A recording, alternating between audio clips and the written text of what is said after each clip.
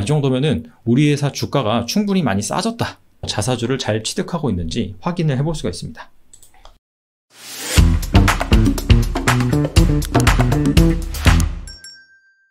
최근 시장이 크게 조정을 받았죠. 한때 3200까지 올랐던 코스피 지수가 지난 10일에는 장중에 2900 초반까지 하락하기도 했습니다.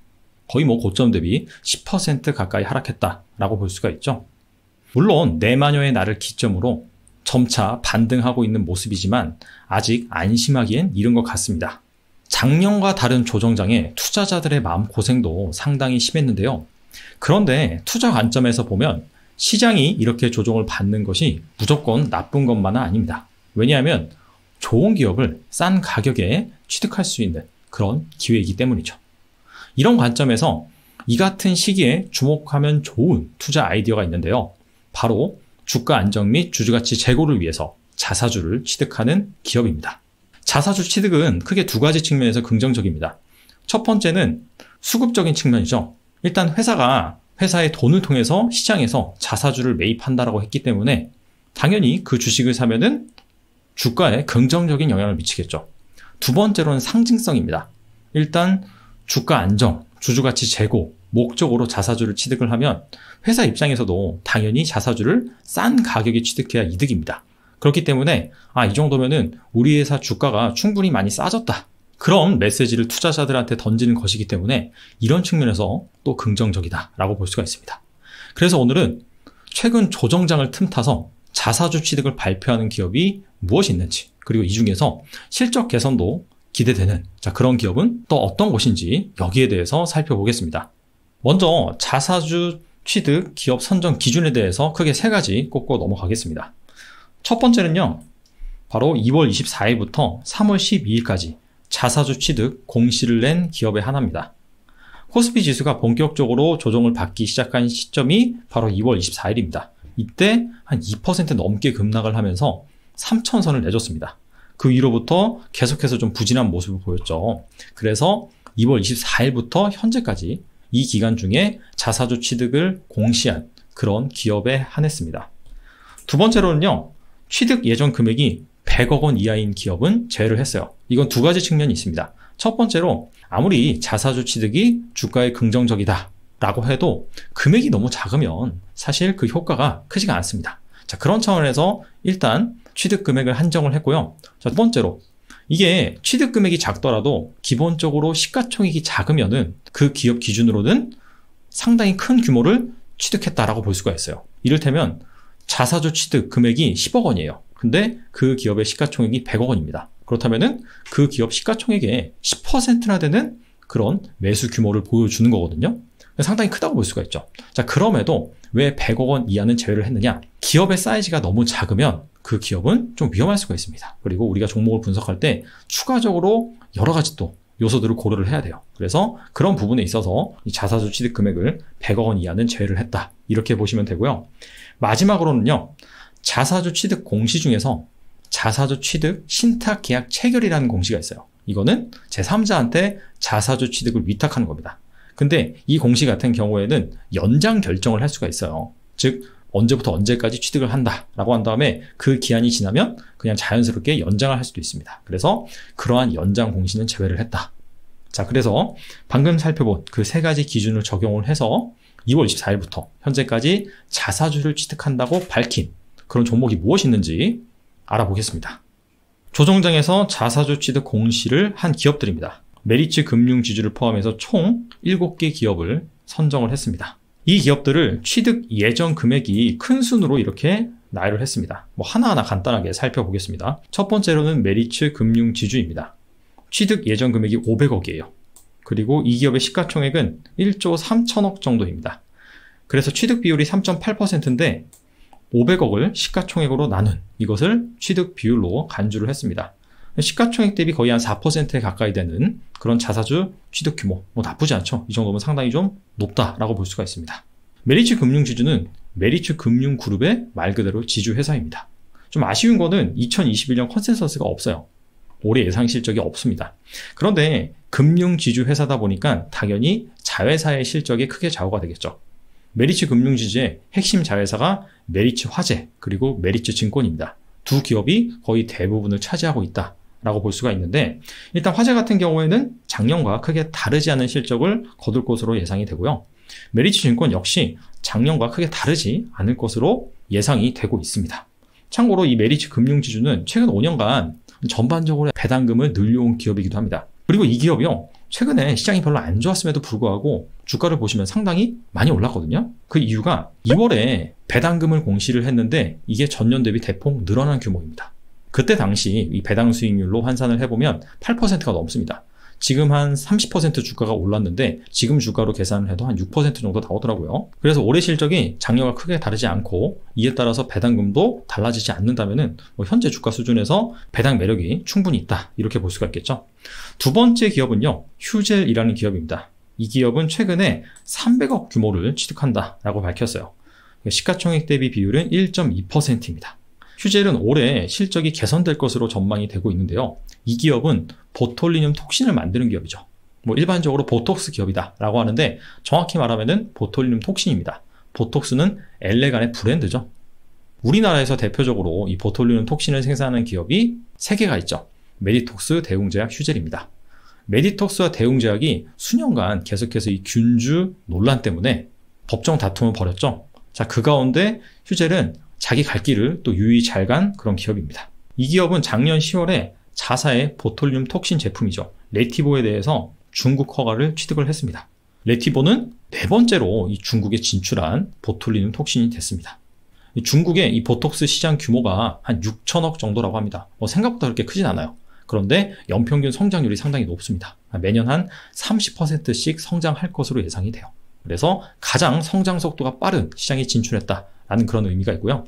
추가적으로 작년 2분기에 유럽의 바이오 의약품 허가 신청서를 제출을 했습니다. 그래서 올해 유럽에서도 판매 승인 결과가 나올 것으로 예상이 되고요. 그리고 미국에 또 바이오 의약품 허가 신청서를 올해 제출합니다. 그래서 좀 장기 관점에서 본다면은 이렇게 시장이 하나 둘씩 열리면은 기업 가치 역시 개선될 수 있을 것으로 예상이 됩니다. 참고로 휴젤의 최대 주주가 베인 캐피탈이라는 외국계 사모펀드입니다.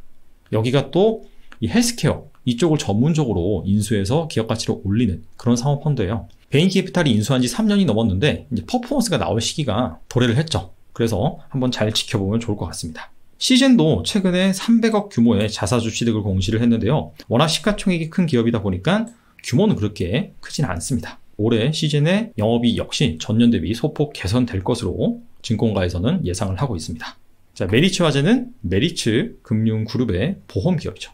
이 기업도 283억 원 규모의 자사주 취득을 공시를 했고요. 시가총액 대비 비율은 1.6% 정도 됩니다. 자, 그 다음에 신대양 제지입니다. 이 기업은 261억 원의 자사주 취득 공시를 했고요. 금액은 다른 기업과 비교를 해서 그렇게 큰 편은 아니지만 시가총액이 워낙 작은 종목이다 보니까 취득 비율이 10%가 넘습니다. 즉 시가총액의 10%가 넘는 그런 규모를 취득하겠다라고 밝힌 거죠. 상당히 큰 규모다라고 볼 수가 있습니다.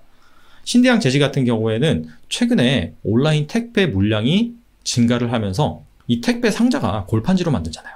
그래서 이 골판지를 만드는 기업이기 때문에 최근에 주목을 받고 있습니다. 자, 그런데 신대양 제지가 최근에 개별적인 이슈가 있어요. 신대양 제지의 자회사가 대양 제지인데 대양 제지는 골판지 원지를 만듭니다. 근데 최근에 공장에 불이 나가지고 영업이 정지됐습니다. 이 이슈 때문에 지금 상장 적경 실질 심사를 진행하고 있거든요. 잘하면은 상장 폐지가 될 수도 있습니다. 근데 이 와중에 주주를 보호하겠다고 신대양 제지가 공개 매수를 선언을 했죠. 즉 대양제지 주식을 현재 주가 기준으로 사들이겠다. 자, 그렇게 밝힌 상황입니다.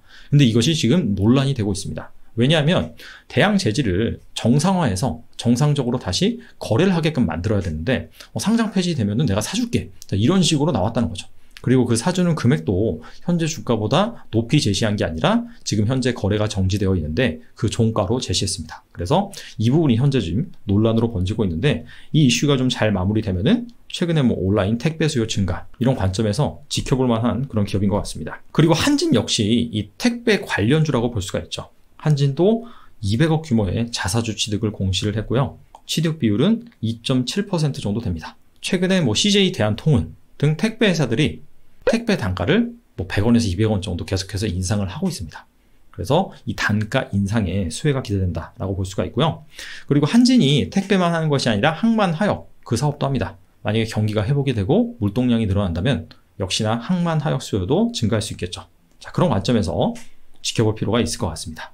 자, 마지막 기업은 NHN입니다. 원래 이 NHN이 네이버의 게임 사업부였잖아요. 그러다가 한 게임, 이 부분이 분할돼서 나온 것이 NHN입니다. 지금 현재 이 NHN의 사업 부분은 크게 네 가지로 볼 수가 있는데, 첫 번째가 이 결제 사업 부분, 바로 페이코라는 브랜드를 가지고 있죠. 두 번째가 게임, 세 번째가 커머스, 그 마지막으로 뭐 클라우드, 이런 쪽도 사업을 담당을 하고 있습니다. 이 기업은 최근에 한 102억 원 규모의 자사주 취득을 공시를 했고요. 취득 비율은 한 0.7% 정도 됩니다. 최근에 NHN이 썩 그렇게 실적이 증권사에서 예상한 것만큼은 나오지 않았습니다. 아니 근데 전자결제 관련 기업이라면 코로나 특수를 보지 않았냐 이렇게 생각할 수가 있는데, 생각보다 오프라인 결제 비중이 높았고요. 두 번째로는 게임도 여러 가지 신작을 출시했는데 그다지 흥행하지가 못했습니다. 그리고 NHN이 여행 박사를 인수를 했어요. 근데 아시다시피 작년에 코로나 때문에 여행, 레저 이쪽 경기가 완전히 박살이 났죠. 그래서 그런 영향도 좀 있습니다. 근데 반대로 생각을 해본다면 올해 정말 코로나가 많이 잦아들고, 이에 따라서 작년에 부진했던 사업이 활성화된다라고 한다면 역발상 관점에서는 수혜를 입을 수도 있다. 자, 이렇게 볼 수가 있겠죠. 자, 지금까지 조정장에서 자사주 취득을 공시한 그런 기업들의 리스트를 살펴봤는데요. 여기에서 주의해야 될 부분이 있습니다. 이 표를 보면 취득 예정 금액이라고 나와 있죠. 이게 확정 금액이 아니라 예정 금액입니다. 실제로 이렇게 메리츠 금융지주는 500억을 공시를 했지만 500억을 다 지출 안 할 수도 있습니다. 그렇기 때문에 실제로 이 기업들이 자사주를 사고 있는지는 여러분들이 체크를 해야 됩니다. 그래서 체크하는 방법에 대해서 제가 간단하게 말씀을 드리면요. 네이버에서 카인드라고 칩니다. 그러면은 대한민국 대표 기업 공시 채널이 나와요. 이거를 클릭을 하면 자, 한국거래소 상장 공시 시스템으로 접속이 됩니다. 자, 여기에서 전체 메뉴 보기를 클릭하신 다음에 상장법인 상세 정보에 쭉 내려보시면 여기 자사주 취득 처분이 있어요. 이거를 클릭을 하시면 최근에 이 자사주 취득을 공시한 기업들 있죠. 이런 기업들이 일별로 자사주를 잘 취득하고 있는지 확인을 해볼 수가 있습니다. 그래서 메리츠 금융지주를 한번 검색해 볼게요. 그래서 검색을 해보시면 자, 여기 이렇게 메리츠 금융지주가 자사주를 취득한 내역, 신고한 내역, 이런 것들을 확인을 할 수가 있습니다. 이 첫 번째 신고 내역 화면은 여태까지 얼만큼을 자사주를 취득했는지 그 부분을 나타내는 거고요. 체결 수량 누계가 있죠. 이게 30만 5천 주입니다. 자, 현재까지 이만큼 취득을 했고 그게 금액으로 환산하면 40억 원이 좀 넘는다. 그런 얘기입니다. 그래서 이 두 번째 탭 신청 내역을 보시면 이게 이제 날짜별로 메리츠 금융지주가 얼마를 취득한다 라고 하면서 신고한 수량이에요. 그리고 여기 체결 내역을 보시면 앞서 신청 내역은 신고한 수량, 얼마를 취득하겠다라고 신고한 수량이고 체결 내역은 실제로 체결된 내역, 이게 정말 취득한 금액이다라고 볼 수가 있겠죠. 그래서 3월 10일 같은 경우에는 자, 신청 수량은 6만 5천 주를 신청을 했는데 실제 체결은 6만 주가 체결이 되었다. 그래서 체결률이 92.3%다. 이렇게 나와 있죠. 그래서 여러분들이 실제로 이 기업들이 자사주를 잘 취득하고 있는지 자, 이런 방법으로 체크를 해보실 수가 있습니다. 그리고 한 가지 더 말씀드리면은 자사주를 취득한다고 무조건 주가가 오른 것은 절대 아닙니다. 긍정적인 영향은 있으나 무엇보다 중요한 것은 뭐예요? 기업 가치에 긍정적인 영향을 미치는 실적, 성장성, 자, 이런 투자 아이디어들이 잘 진행이 되고 있는지 이런 부분까지 잘 체크를 해봐야겠죠. 자, 오늘 여기까지 하겠습니다. 감사합니다.